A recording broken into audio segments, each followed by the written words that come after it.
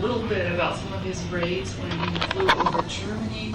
I believe he was also a patient at O'Reilly Hospital in town. He's worked with the news leader in Bastrop, is that correct? And he might be able to expand on his other occupations, but he's a wonderful person. His daughter Gary is here with us, and so I'm just going to let him loose. He's a person who can talk to you for hours and hours. He's always got a song. He tries to sing songs to us and says poems or tells stories. He even gets in the water and tries to teach us how to swim. So I would like to welcome Ray Waitman.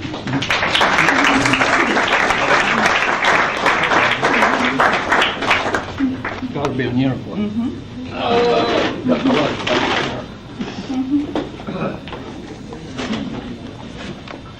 With y'all, you're a fine-looking bunch. Thank you for the opportunity to tell a story or two. Maybe you'll get something out of it. Over where I lifeguard, I call it Baywatch.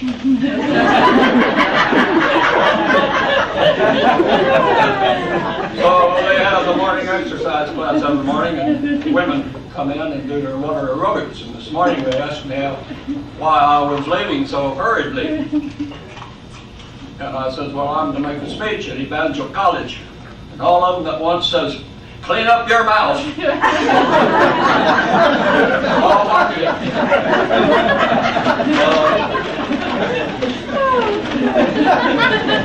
Anyway, it's fun over there. I'll try to make fun out of everything. I try to enjoy it.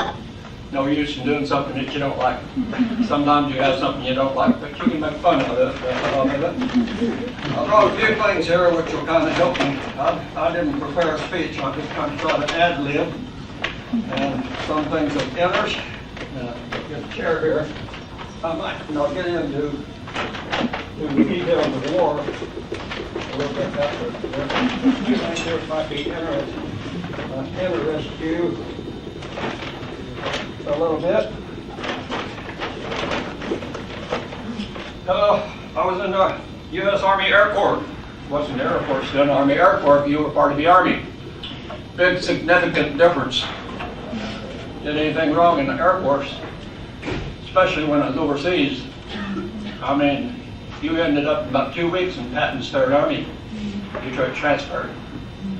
You decided you didn't want to fly, well, you went to Patton's Third Army. I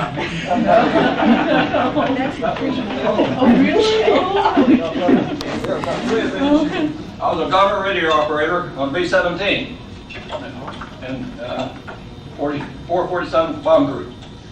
447 bomb group usually try to put up 36 planes in a group. Maximum effort flight would be 2,400 planes in a string. Group after group, as far as I could see. Massive. I always said maybe we didn't beat them, we overwhelmed them. But anyway, but that was maximum effort. These are 50 caliber shells. They're made in salt and pepper shakers.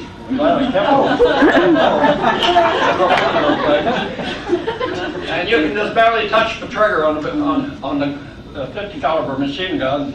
And you can't hardly touch off less than 3 rounds per touch. So it throws them out real fast, but not near as fast as a 20 millimeter. 20 millimeter machine gun, boy, you got to watch it. You'll melt the barrel down the same way, especially if you hold it extended. You have to sharp burst or you melt the barrel. When those go off, it makes a great vibration.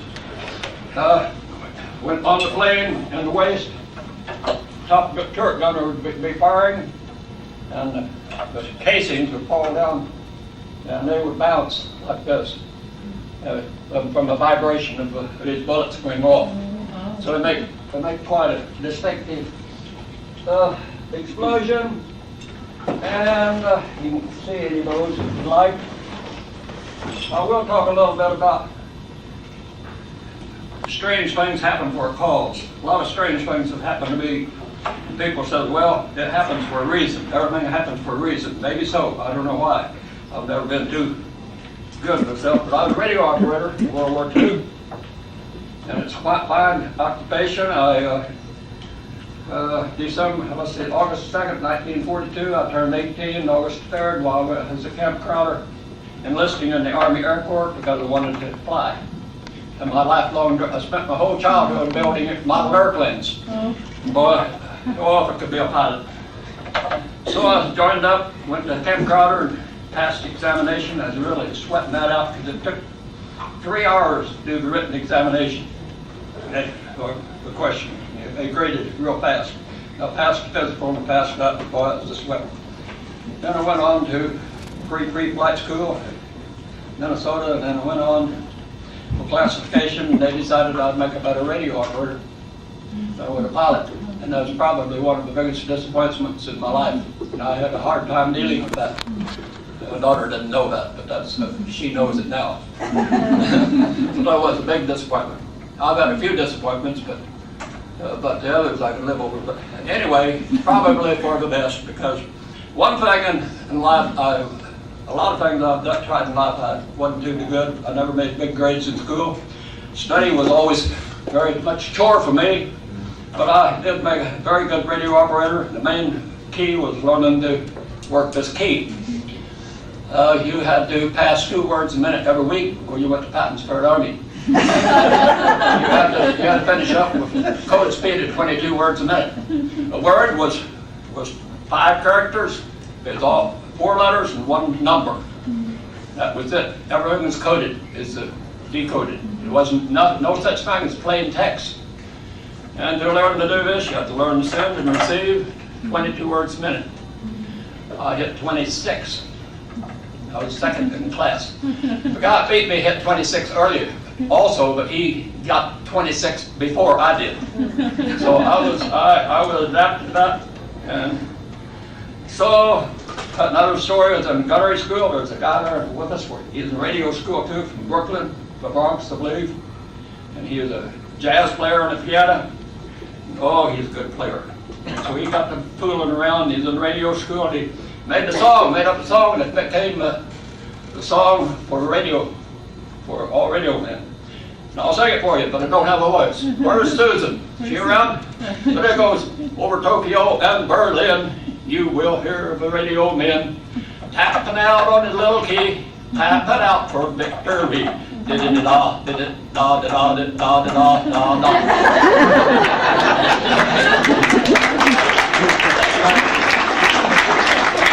This is the only thing I ever stole when I was in service. I have remissed one thing, 2 things I really criticized myself for. I wish, because I know a guy did this and got away with it. I could have gotten away with it, but I wanted to keep a .45 automatic pistol. And I was stupid not to carry it. They had thousands of them. Now he's all junk. But I'd love to have kept that .45 automatic pistol. Also, I had a chance to buy a German Luger for 4 pounds, and it didn't. Stupid. One thing here you really want to see, about 25 of these, man, you've probably seen some of these Yank magazines. The Yank magazines, and these are really classics. You want to come up here and look at them, you're welcome to. I'm going to have my daughter-in-law, who lives in Houston. She's real good on eBay. I want to see if she can get $100 a piece for these. Got $2,500 would be nice. I think those will work more than you think. I'm getting ahead of myself. Too much. I went on to radio school. OTC, went through gunnery school. It's quite an experience. And the thing that really happened in my life, some things just happen, you don't understand it. But I was going down to the library, Brentwood Library, and about 4 years ago. I was walking out, and here later, sports magazine. Big top sports magazine. I never read that big Sports Illustrated or whatever it was. Usually about pretty girls in there. But anyway, it's all spread out there open, and on the page, it caught my eye that this guy, who was he set records during Olympic swims. And His picture is right here. Find it. Where is it? Paul Krupp was his name. He was a prisoner of war also. He got shot down over Oranienburg, Germany. Paul Krupp, where is it? He's there somewhere. And it told about his achievements in doing these swim events. Well, I've always been a swimmer. I do swim events too, and I go to national competitions. I've been to Orlando and Tucson and San Antonio and upstate New York, Florida. My mind gets blank once in a while. And here was this Paul Crump picture. I wish the heck I could find it. And I got all interested, so I got on information, got his phone number, lived in Cleveland, Ohio, and that summer before I'd done a big event in Lake Erie, triathlon, swim, bike, run. And here it is. Here's a picture of Paul. And he is at Yuma, Arizona Gunnery School. About a little bit, I think he's a little bit after I was there. But here he's swimming in the swim pool. Anyway, he had gone to Oranienburg, Germany. And he'd been shot down. And he landed in water. It's a cold, cold December. No, his was a different time, later. But the civilians are the ones on side, and they go to flooding death. And he swam to the other side across the lake. Sergeant in the War Match Army took charge and took him prisoner. It was near late in the war, and he only spent about a month in Stalag Luft, whatever it was. But he is so interesting to talk to, and he sent me all sorts of. But him and I never had to compete against him in swimming, and all he did was swimming. I did swim, bike, run. So I did more events. And I'm glad I didn't have, he was 5 years older than I, so I was never in his age group, so I never had to compete. I've checked his times, and he'd been tough. He'd been my age group. Our crew I was assigned to is a picture here. I'd like to, where you see it, I'm in here. And I want to talk about this thing here. The guy's name was McCandless, Jim McCandless. He's the biggest fella in the crew. Tallest, big fella. Jim McCandless. I'll talk a little bit. I'm a good-looking fellow in the middle here. Jim McCandless was a navigator. Now, a strange thing happened. We all graduated from OTC school, Overseas Training Unit, and we were sent to Kearney, Nebraska to pick up our airplane to fly to Europe, to fly to the Pacific, and we were given jungle, machetes and all that for jungle. So we had our plane, and we had it scratched all around it. Brand new plane. And women that made these planes, under the hubcaps, they put their name and addresses, so we wanted to But we didn't get our plane, and so my crew got sent to Langley Field, Virginia to take PFF training, which was pathfinder training, and that was to be radar dome on it. And McCandless was sent to B-29s, which was the super portraits. We always wondered what happened to Jim McCandless. We went and took our short training in Langley Field on PFF planes, pathfinder planes with radar, and went sent to England. And we always wondered what happened to Jim McCandless. A lady come in to Hawaii to swim a couple of years or so back. She worked in the newspaper where I worked there 34 years. And she did backstroke. All she did was backstroke for an hour at a whack. She was backstroking. Not a very good backstroke, but she did. And so she come over very friendly, and her daddy is going to navigate her in the B-29. And I says, well, that's something. He was in the Pacific in the 33rd Bomb Group. And so he had finished his tour, or his tour duty ended when the war ended. However, I don't remember which, but he survived and came back, but he died a few years before I knew her.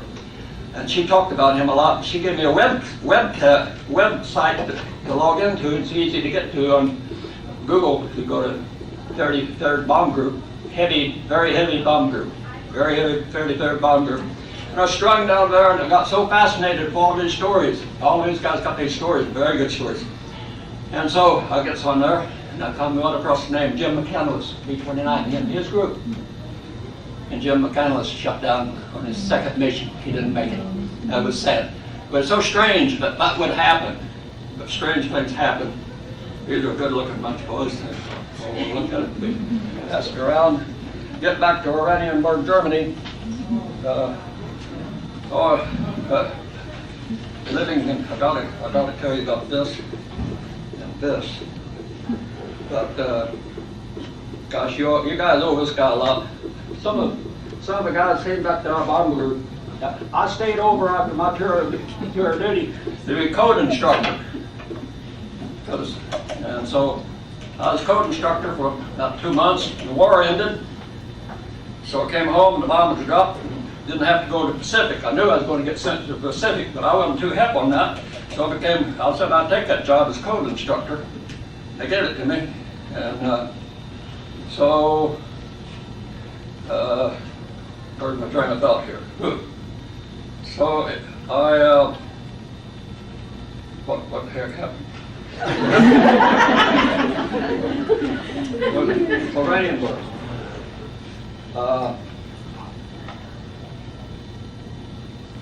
It's shortly before Christmas.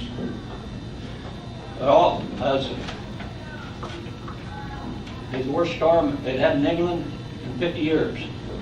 It's a terrible storm. And it's, by golly, we do these missions. I mean, there's no way.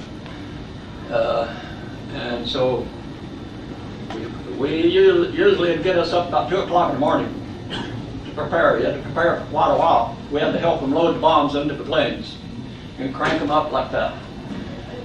The raid to Oranienburg was extremely important because the Germans were transferring all their troops to the Ardennes salient. They called it, which was a battle of the Bulge, and I think I had about 20 missions in it. But the rail yards went north of Berlin through Oranienburg, and they said they had to be knocked out. They put very special bombs in the plane, and the bombs were fused where they'd go off at different intervals after they landed, up to 2 weeks. They'd set in the ground, embedded in the ground. You never knew when they were going to explode. So if the workers go in to repair the rails, they get blown up, they know where it's going to explode. It's to keep the workers from repairing the tracks, keep the trains going through Oranienburg, it's taking the troop and the supplies to the Ardennes salient. And so, for some strange reason, they let our fly to planes. Our crew was, because we had that PFF training, I was on the lead crew. Lead crew of the plane, there were four squadrons, 9 planes to a squadron, and so in our squadron, we were the lead squadron of the group. There were 9 planes, and so they took the IP initial path to the target, right smack over Berlin. Berlin was protected with 900 guns, anti-aircraft guns, 88s and 105s. The sky turned black with black smoke. And we went over Berlin to get the other side. God don't know why they didn't come around that way, but they didn't. And over Berlin, out of our 9 planes, we lost 2. One blew up, the other one was trailing smoke and heading toward Russia. That gets my story going. So that was pretty scary. 7 of us left, and we went over, dropped the bombs on Oranienburg. Perfectly clear day. We didn't like clear days because they were accurate. But they bombed by radar, why, through the overcast, they weren't so accurate, but they're very accurate when it's clear. We went toward Wittenberg, Germany, and it was a terrible flak. The planes in front of us experiencing terrible flak. And so, especially over Doomer Lake, which was west of Wittenberg. So our pilot radioed ahead to the head commander and said, advise that you circumnavigate Doomer Lake because you're losing planes up there. He said, shut up and get off the air and follow the stream. You requested to request again. He said, shut up, get off the air, you'll be court-martialed. So we went across Wittenberg, Doomer Lake, and I sat up, watched out the window, and the flak was coming up. The crew next to us, before Christmas, just a few days, and the crew was real active in putting on a Christmas play. The whole crew was putting on this Christmas play, and they were to do it that night when they come back. So for 3 planes here, and the flak was going, and I could see the burst, tracking in.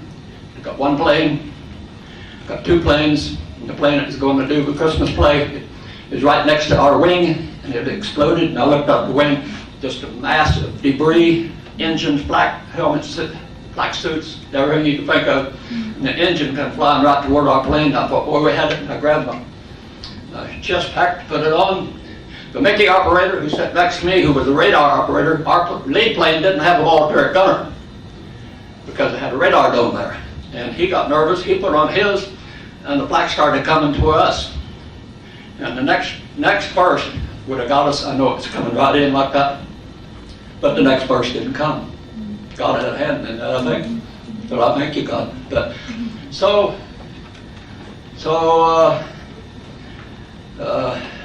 that made we lost 5 planes out of 9. So that's pretty stressing. The next day or two, the Rhine ice, the heavy rain, the awful, the drizzling frost in England, and it formed Rhine ice on airplanes. And the Rhine got thick all over the airplanes overnight. And they said, by God, you're going to fly. You got to go, because it had been set down for 3 or 4 days while our troops were being slaughtered in this Ardennes salient thrust. And so we went down, and they told us to beat off all the ice that we get off the plane. You're going to have to take it off. The ice was that thick. Rhine ice is kind of a lumpy ice. And they give us sticks, and boy, I remember just beating hell out of that ice. I thought every pound I get off is going to help. Well, we got ready to take off. The planes were taking off. They took off about every 2 minutes or less. About every 30 seconds went streaks down the runway. And they climb around the beacon and find a place, and then head off at the real technical way to do that. The planes took off. They couldn't maintain flying speed. One burst, crash, great crash, big black hole in the snow. Second one, third one, three in a row didn't make it off. We would take off. Captain Stanley, he is our pilot. Well, we had our fingers crossed and good praying. He sat there with his wheels locked, and I've never seen an engine that is revved up so hard. And he had those motors going just as hard as they go. And when he let it go, boy, it started lumbering down because we had a 4-load of ice and bombs, but we made it off. And the rest of them made it off. But for a whole month after that, you can see there were 3 great big black holes in the snow. And that was kind of stressing, but we had to do it. But I was thinking that Paul Krupp was on the same raid that I was, because they didn't raid Iranian Garden very often, but he was on a later raid in April, shortly before the war was ended. But this was also during Christmas Day. You mentioned Christmas Day. We were to take off and do on a shuttle mission. We were to fly to Russia, drop bombs, land at a light airfield, grass airstrip in Russia. Then we're to load up bombs, fly to Italy, drop them. Then we're to fly back to England, drop bombs. Bang, bang, bang. Good point in that you got credit for 3 raids, 3 missions.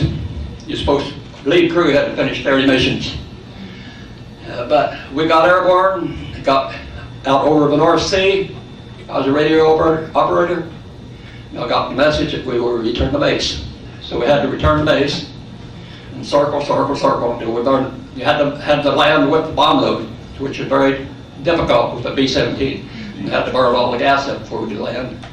That's a story. Well, 2 things here. For your survival, we were told that if we had a parachute out over Germany, it's our duty to escape if we could. If you knew it was going to get you, you give yourself up to a war-match army that treat you humanely. The SS troops, black shirts they call them, black shirts wouldn't. They gave us this survival map. You could use it for a scarf or something to keep you warm. I didn't know how I'd make it back. I had to bail out. I had to figure I'd steal a bicycle and my gosh, that bicycle out. But this has, one side has the western part of Germany on it. Oh my goodness. Now, that's another freak how I found this. I was cleaning out my garage and just by accident I was going to throw a whole bunch of junk in the trash and it was slid out. What made that slide up? I grabbed that thing up. You wouldn't believe what that thing is actually, I think, as a memento would be worth a lot of money. One part is Russia, the eastern part, one's the western part, and that's to help you get back on the roads if you were lucky enough to survive. And then you had one more thing that they did you. And this was if you went down in Russia, they shot and then they asked questions later. So you used to identify yourself. You learned to say "Yak Amerikaners." Told you here how to do and how to approach them, how they treat you. You kept it in your pocket like this, and then you had it thing up, and then they could see you, and maybe not shoot you before they capture you. But that's to happen to slide out, and that's about it. I'd tell you a lot of more stories, but time's up.